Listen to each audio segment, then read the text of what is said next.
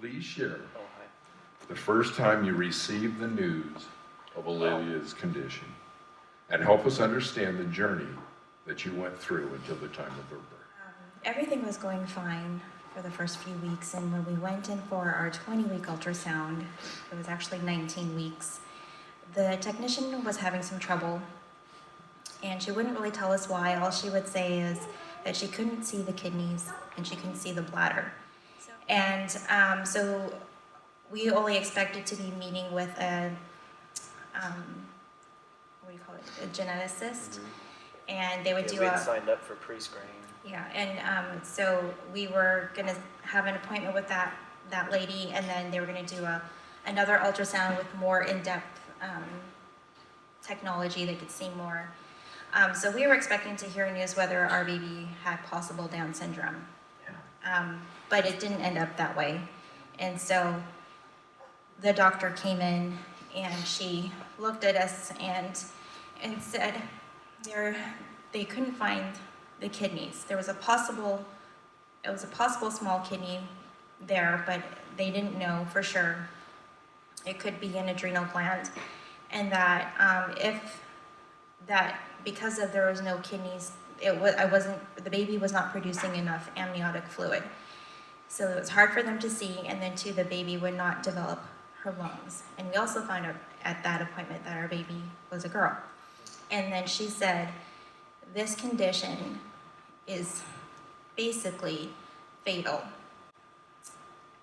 And I remember sitting there in that chair, thinking to myself, fatal. Like, fatal. So our baby isn't gonna live. The baby was kicking me so hard. She was moving around. She was definitely alive. And so I just remember the doctor was talking, and it just sunk in that our baby was not going to live. And I didn't know what that looked like. And just feeling like it was a huge, huge punch to my gut. The drive home, I don't really remember, but I was crying a lot. I was numb. It's pretty instant. The line has been drawn in the sand, and life is dictating terms. And it's surreal because in the moment your partner, my wife, is just crushed. She's instantly taken to zero, and I was completely numb. I didn't know what to say. I didn't know what to do. I remember being on the opposite side of the bed, and the perinatologist and the doctor, of course, is on Tony's other side. The monitor's there, and she's looking around and just knows something's wrong, something's off. And I just remember absolutely being numb, not knowing how to react, not knowing what to say. I didn't say anything. It's so surreal. It's like you're not even there. You're just in the moment, and in the moment you're just there. And driving home was like autopilot. Don't know exactly how we made it home. Don't remember the drive home. But what I do remember is the following 3 days or so after being diagnosed and going home, and I remember it being a very neat just experience. And it just felt like from that point forward, God was in the driver's seat and we were in the passenger seat. We didn't have a choice. But we were being told to be calm and to let Him hold us. Let Him wrap His arms around us. And it was very interesting. It was almost in an orchestrated fashion without even trying. Either one of us would be uncontrollably sobbing and just I like to say this phrase, vomiting out all that raw emotion that you do not know what to do with and how to handle. But yet I've got an amazing partner here that is at that moment able to be stable, calm, collected, as I'm falling apart in her arms, And then all of a sudden my well would run dry. I was exhausted, right? My well would run dry, and then her well would be overflowing. And I could be that strength. I could be that comfort, that pillow. After our diagnosis, the song "His Eyes on the Sparrow," it's a very popular song, all of you know, and it just kept coming to mind, and that how much more important to God is Olivia than the sparrows. And so if God can take care of the sparrows, God will take care of Olivia. He will, whatever that may be. And that may mean having to let her go. But that was just continually on my mind, is the sparrow. And one day we were up in Auburn and just taking a day, and I went to the store and I was just looking around, and there's this little basket of trinkets, and all of them kind of had the same thing, and there was this one in the basket, and it had a picture of a sparrow and with a crown, and then the other side, it's turned it over, it said Hope. And we had already chosen to name her Olivia Hope. And so and it was the only one in there. Her being the sparrow just kind of became this theme during the pregnancy and afterwards. And we've just kind of found different, appearances of the sparrow coming into our lives throughout the pregnancy. We were in the hospital, and I've been put on epidural, but I had a crazy reaction. I was very, very itchy, which I guess is common. So they were very nice to me, and they gave me Benadryl. So I slept for most of my labor. And it was in the middle of the night, it was very dark out, and Jeff was still sleeping, and I woke up probably about 4 or 5 in the morning. And it was just as the sun was starting to come up, I was just laying there by myself, and I was just kind of thinking and praying. And slowly but surely there's a shadow of a bird-like shadow on the ceiling. And there was a picture of it on the slideshow, and it was very hard. I don't know if you could see it, but I tried to take a picture of it. And really what it was is the light shining on my IV pole and the bags, but it created the shape of a bird on the ceiling. And so I remember looking up at that. I said, that looks like a lot like a bird. And I just kind of got this message, and I can only say it's from God, that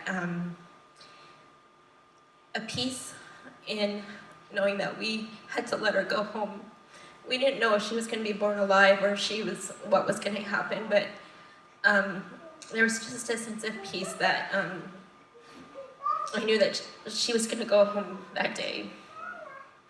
And then eventually Jeff woke up, and he gets up and he looks up and he goes, "That looks like a bird." And I'm like, "Okay, you see it too." Yeah.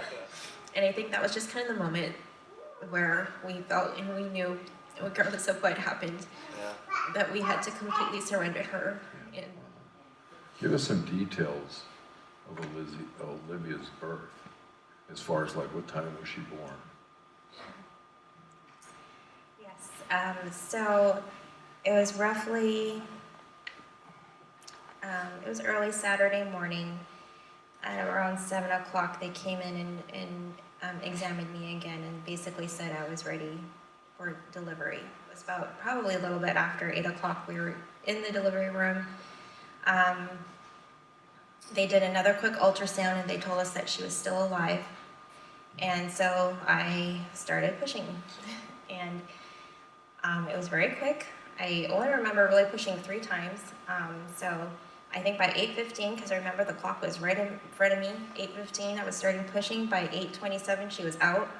She came out, and I remember feeling her on my stomach. They put her on my stomach, and I heard a little squeak. Yep. And that was about all that we could hear from her, because she couldn't cry. They had to intervene right away, so they took her to NICU. It was instantaneous. Olivia comes out, there's a little squeak. They touch, they snip the cord, and then boom, they got her, and they got her out the room. There was already a NICU emergency kit on the outside of the room. And I get outside, and right away they're like, Dad, do you want to intubate and keep her breathing? And I said, yes, right away. So we were in the hallway while Tony was still in the room, and she doesn't have a clue what's going on, but everything's rapid. Everything's boom, boom, boom, boom, boom. It's all about keep the baby alive if that's what they want, and do what you got to do, and rush her up to NICU and start poking around. Her lungs were basically flat because without amniotic fluid, the muscle doesn't have a chance to expand and contrast and develop in the womb as she's developing. So she literally couldn't breathe on her own. It wasn't going to happen, and that's usually the reason why a baby does not survive. But it was so quick and so fast. You just do it, and there's no guessing. There's no. It was amazing. It was very clear. It was very easy to make these decisions, and you just go with the flow type thing. But it's also a numbing experience because it's all new. You don't have a clue what's coming next and what you're even going to think about it, and then what decision next do I have to make that is crazy and unreal. Was there ever a chance that you guys could have gotten organs for her at all, or was that ever talked about? Yes and no. I think we would have liked that option, but we just couldn't get anywhere with being connected to specialists that would give us that option. There was, I think some of you remember, a congresswoman from Washington had the exact same condition, her baby, and so she was able to get resources and have infusions done, and her baby is still alive. And so at 2 years old, she went under an organ transplant. Her dad donated a kidney. And so, but that's such groundbreaking. Was not something that was available to us. How were you guys prepared to handle this day? We weren't. Well, you can speak. We weren't. I had no idea what to expect. I had done a little bit of research, but found little information as to what to expect, what to do, what do parents do in a situation like this. I had very few ideas. Couldn't find any local support. In terms of the whole hospital and delivery experience, I had no clue what to expect. And I was winging it, and just kind of whatever came, and whatever choices were presented to us, we kind of did our best to make the choices as best as we could. The specialists, our OB, none of them knew of any resources for people who choose to carry, knowing that they have a life-limiting and/or fatal diagnosis, pregnancy, current. And we just baffled, and confused. And we're like, well, maybe we're not asking the right people. But it's like you're asking the specialist office, and they have a list of MFTs and speech therapy and speech pathologists and all this all this other stuff, physical therapy and everything. And then we found sharing parents for post-loss, but nothing having to do with support leading up to the actual event of loss. The support with Jane, George, and Dave, we did not get a tour of the hospital. We did not get a interactive YouTube video that said, this is what you can expect, FYI. It's like, you just don't know, right? It's all the unknown that you're experiencing for the first time. But what we did find out while Brian and my parents were there is that we were gonna get, ultimately we were at the time and at the position at which Olivia was, with the specialist trying to keep her lungs inflated, essentially. They told us we had the time to say goodbye to her while she was still alive. And Jane, George, and Dave were it just fit at the right exact moment.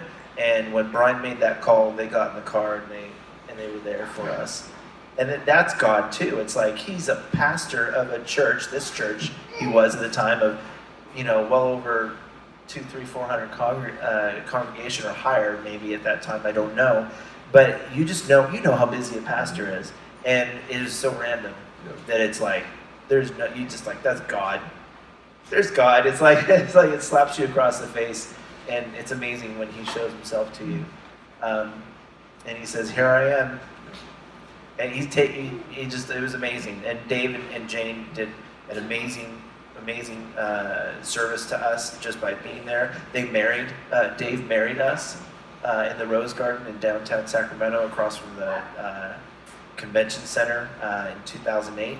And for him to preside over officially over Olivia, and what he did on the video, you saw a portion of it, you didn't see the whole thing. It was what we needed. It was exactly what we needed at the exact time that we needed it. And all we had to do was just be there. And our hearts to be open, and our ears open to hear, and our eyes open to visualize what God is presenting before us. It was so cool. When I got to preview a little bit of this, I saw about a 20-minute version. And when David read the 23rd Psalm, I was in tears. But it is true that God brings along those who we need at the time. And that was the neat thing for Tony and Jeff. I don't think we could have had, or you guys could have had, anybody better than David and Jane. Tell us a little bit about the staff that was in the hospital. There was Suzanne, Jodine, and Lisa. If you could just share a little bit about that. We could not have asked for a better medical team. And again, this was not planned. We did not plan to go to Sacramento, and we ended up there. And it was just amazing how cohesive they were and supportive, and they were just really respectful of our wishes. And even whether, we don't know if they agreed with our decision or not, but they supported us, and that was just amazing. And we've been in touch with them ever since. I mean, not so much Dr. Bay, but with Suzanne, and she was my labor and delivery nurse. And then Jodine was one of the nurses in NICU. And Lisa is a NICU child life specialist, so whenever families come in, she's kind of like a liaison and works closely with the families. And so after Olivia passed, she was the one that arranged for the memory box to be put together, and that's kind of their department, is that they do all these remembrance things for the babies that pass away. They just have been very crucial or important in our story. Like, that's, when we think of her birth, that's very much, it's Suzanne, and there's also a Janessa, who's my night nurse, but there's Jolene and Lisa. So it's just, they just work so well, and just, I think they just gave us space to be the parents and make the choice for ourselves, and that was very important. That's